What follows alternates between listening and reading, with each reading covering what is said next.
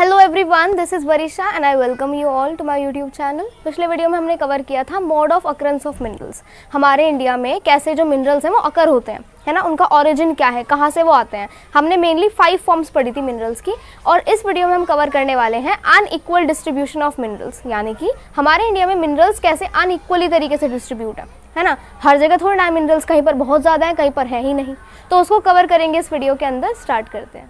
India is fortunate to have fairly rich and varied mineral resources. अब India के अंदर क्या है, इंडिया फॉर्चुनेट है, भाग्यशाली है कि इंडिया के अंदर इतने सारे मिनरल रिसोर्सेज हैं, रिच और बहुत सारे अच्छे वेराइड तरीके से मिनरल रिसोर्सेज हैं। However these are unevenly distributed, लेकिन इनकी एक डिमेरिट क्या है, ये अनइवनली डिस्ट्रीब्यूटेड है।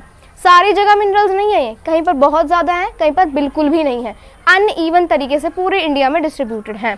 Peninsular rocks contain most of the reserves of coal, metallic minerals, mica and many other non-metallic minerals। अब जो peninsular rocks होती हैं उनके अंदर क्या है, अधिकतर जो रिजर्व है किस चीज़ के पाए जाते हैं, कोल के, मेटालिक मिनरल्स के, माइका के, और जो और नॉन मेटालिक मिनरल्स हैं उनके। तो पेनिनसुलर रॉक्स इनके लिए हो गई फेमस, ठीक है। Gujarat and Assam have most of the petroleum deposits, और जो गुजरात और असम वाली रीजन है, स्टेट्स हैं, वहाँ पर क्या है, ज़्यादा पेट्रोलियम डिपॉजिट्स पाए जाते हैं, ठीक है। तो यहाँ पर ये चीज़ पाई गई और स्टेट्स में नहीं है। Rajasthan non ferrous minerals, Rajasthan में नॉन फेरस मिनरल्स पाए जाते हैं, यानी जिनमें आयरन का कंटेंट नहीं होता, ठीक है। तो राजस्थान के अलावा वो और कहीं नहीं होती है। नॉर्थ इंडिया में क्या है, एलुवियल प्लेन्स है, आपको पता ही है। नॉर्थ इंडिया में राजस्थान, हरियाणा, पंजाब, उत्तर प्रदेश, है ना, बिहार, झारखंड, यहाँ पर सारे में क्या है, एलुवियल प्लेन्स है। यहाँ पर बहुत अच्छी खेती होती है, सबसे बेस्ट मिट्टी पाई जाती है खेती के लिए, लेकिन उसमें मिनरल्स नहीं होते, है ना। अब वो जो मिट्टी है वो एग्रीकल्चर के लिए ठीक है, लेकिन ज़रूरी थोड़ा ना उसमें हर चीज़ में उसे बेनिफिट मिलेगा, नहीं, उसमें मिनरल्स नहीं होते। किसमें, एलुवियल सॉइल में। तो एलुवियल प्लेन में क्या है, almost devoid of economic minerals, बिल्कुल ही मानो खत्म ही है, एलुवियल प्लेन में मिनरल्स होते ही नहीं है, ठीक है। Now these variations exist largely because of the differences in the geological structure, processes and time involved in the formation of minerals. अब ये जो वेरिएशन आया है ना, वेरिएशन कैसा, किसी स्टेट में है कोई मिनरल, किसी स्टेट में नहीं है, किसी रीजन में पाया जाता है, किसी रीजन में नहीं पाया जाता, वो फैक्टर्स पर डिपेंड होता है कुछ। जैसे कि क्यों होते हैं वेरिएशंस, वेरिएशन यानी क्यों इतना ज़्यादा डिफरेंस आ जाता है region to region, because of the differences in the geological structure. वहाँ की जियोग्राफी जो है वो थोड़ी डिफरेंट है उस रीजन की, तो वहाँ का जियोलॉजिकल स्ट्रक्चर अलग है, प्रोसेस वहाँ पर अलग अलग लगा है, हर रीजन को अलग अलग प्रोसेस लगता है किसी भी मिनरल की फॉर्मेशन में, and time involve in the formation of minerals, और टाइम भी एक बहुत ज़्यादा इंपॉर्टेंट फैक्टर है रहा है मिनरल्स के फॉर्मेशन में, ठीक है। तो ये वेरिएशंस इन 3 वजह से होती हैं, कई वजह से, geological structure, processes and time involved, ठीक है। Concentration of mineral in the ore, the ease of extraction and closeness to the market plays an important role in affecting the economic viability of reserve, ठीक है। अब किसी भी reserve को हम निकालने वाले हैं, नहीं निकालने वाले, वो हमारे कितने फायदे का होगा, वो भी 2-3 चीज़ों पर डिपेंड करता है। Concentration of mineral in the ore, जो ओर है, मैंने बताया था आपको, और जो ओर होती है उसके अंदर ही मिनरल प्रेजेंट होता है। तो ओर के अंदर कितना मिनरल प्रेजेंट है, उसकी क्वालिटी, है ना, उसका क्वांटिटी कितना है, कितनी क्वालिटी में है ना, कितना में वो फायदा देने वाला है इकोनॉमिकली, सारी चीज़ें, कितना कंसंट्रेशन है उसका। पहली चीज़ हो जाएगी ये कि जो ओर है उसके अंदर मिनरल कितना कंसंट्रेशन में है। दूसरा द ईज ऑफ एक्सट्रैक्शन, उसे एक्सट्रैक्ट करने में, बाहर निकालने में कितनी ईजनेस आएगी, कितनी हमें आसानी होगी, है ना। अगर डिफिकल्टी होगी हम उसको नहीं निकालेंगे, है ना। तो the ease of extraction and closeness to the market, है ना, और मार्केट में वो बिकने वाला है या फिर मार्केट के कितना पास है, वो भी बहुत ज़्यादा इंपॉर्टेंट फैक्टर होता है, ठीक है। और उसकी इकोनॉमिकली कितनी वैल्यू है, और क्या पता है जितना हम उसे पैसा एक्सट्रैक्ट करने में निकाल रहे हैं, लगा रहे हैं, उतने का वो हो भी ना, तो वो चीज़ भी इंपॉर्टेंट देखी जाती है।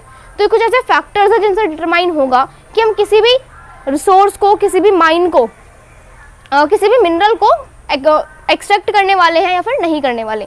इकोनॉमिक वायबिलिटी रिजर्व की यहाँ से पता चलती है। Ease of extraction, concentration of mineral कितना है, कितनी क्वालिटी में है, क्या वो आसानी से निकाला जा सकता है, क्या वो मार्केट के पास है, उसकी इकोनॉमिक वैल्यू कितनी है, क्या उसको एक्सट्रैक्ट करने में ज़्यादा पैसा तो नहीं लगेगा जितनी उसकी एक्चुअल वैल्यू है।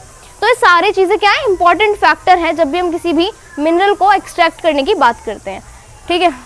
When this is done, a mineral deposit or reserve turns into a mine। और जब हम किसी भी मिनरल को निकालने लग जाते हैं ना, एक्सट्रैक्ट करते हैं, सारे फैक्टर्स हो चुके हैं, अब बारी आई है प्रोसेस की, तो वहाँ पर जो मिनरल डिपॉजिट है या फिर जिसको हम रिजर्व बोलते हैं, वो एक माइन में कन्वर्ट हो जाता है ना। किसी भी हम रिजर्व को, मिनरल को ऐसे ही माइन नहीं बोल देंगे, जब उसको एक्चुअल में हम निकालना शुरू करेंगे ना, उसका ये सारा प्रोसेस स्टार्ट होगा, तब उसको हम एक्चुअल में क्या बोलते हैं, माइन बोलते हैं, माइन डिक्लेयर कर देते हैं। ठीक है, तो ये बहुत छोटा सा टॉपिक था, uneven distribution of minerals in India. इसको एक बार रिवाइज करते हैं। इसमें हमने देखा, थोड़ा सा आप इंट्रोडक्शन इसमें लिख सकते हो कि इंडिया में काफ़ी सारे मिनरल्स हैं, इंडिया बहुत ज़्यादा भाग्यशाली है, फॉर्चुनेट है, हमारे इंडिया में वेरियस टाइप के मिनरल्स और रिच मिनरल्स भी पाए जाते हैं। लेकिन सबसे बड़ा डिमेरिट क्या है कि हमारे इंडिया में वो अच्छे से इवनली डिस्ट्रीब्यूटेड नहीं है, जिसकी वजह से क्या है, फिर इनइक्वालिटी भी आ जाती है सोसाइटी के अंदर। ठीक है, तो हमारे इंडिया में फॉर्चुनेट है इंडिया, फेयरली रिच, हमारे यहाँ पर रिसोर्सेज हैं, वेराइट तरीके के हैं, लेकिन क्या है, वो अनइवनली डिस्ट्रीब्यूटेड हैं। पेनिनसुलर रॉक्स की बात करें तो वहाँ पर कोल, मेटालिक मिनरल्स, माइका और अदर नॉन मेटालिक मिनरल्स पाए जाते हैं। गुजरात, असम में क्या है, पेट्रोलियम डिपॉजिट पाए जाते हैं। राजस्थान में non ferrous minerals, north India में पाए ही नहीं जाते एलुवियल सॉइल की वजह से। वैसे एलुवियल सॉइल काफ़ी ज़्यादा फर्टाइल होती है, वो हम पढ़ चुके हैं सॉइल वाले कैटेगरी में, लेकिन यहाँ पर क्या है, एलुवियल सॉइल की डिमेरिट हो गई। ठीक है, अब ये जो वेरिएशन है क्यों होते हैं, क्योंकि उनका जियोलॉजिकल स्ट्रक्चर अलग होता है, प्रोसेस अलग होता है, टाइम अलग होता है। ठीक है, और किसी भी मिनरल को हम निकालने वाले हैं नहीं, या फिर उसकी इकोनॉमिक वाइबिलिटी कितनी है, वो किन चीज़ों से पता चलती है कि मिनरल जो है कितनी कंसंट्रेशन में है और के अंदर, क्या उसकी क्वालिटी है। ठीक है, फिर उसके बाद ईज कितनी है हमें उसे निकालने में, है ना, फिर वो मार्केट से कितना पास है, उसकी जो एक्चुअल वैल्यू है वो कम है क्या एक्सट्रैक्शन वैल्यू से, या ज़्यादा है। ठीक है, और किसी भी मिनरल को, डिपॉजिट को, रिजर्व को हम तभी माइन बोलते हैं जब ये सारी चीज़ें हो जाती हैं, है ना, हमें सारी चीज़ें फैक्टर्स पता चल जाते हैं और हम उसको रेडी होते हैं एक्सट्रैक्ट करने के लिए। अब यहाँ पर हमारा ये टॉपिक हो जाता है कंप्लीट पूरी तरीके से, हमने इसको रिवाइज भी कर लिया, uneven distribution of minerals in India. ठीक है, अब नेक्स्ट वीडियो में हम कवर करने वाले हैं फेरस मिनरल्स। फेरस मिनरल्स यानी जिनके अंदर आयरन का कंटेंट होता है, उनको हम डिटेल में कवर करेंगे नेक्स्ट वीडियो के अंदर। So that's all for today, thank you so much.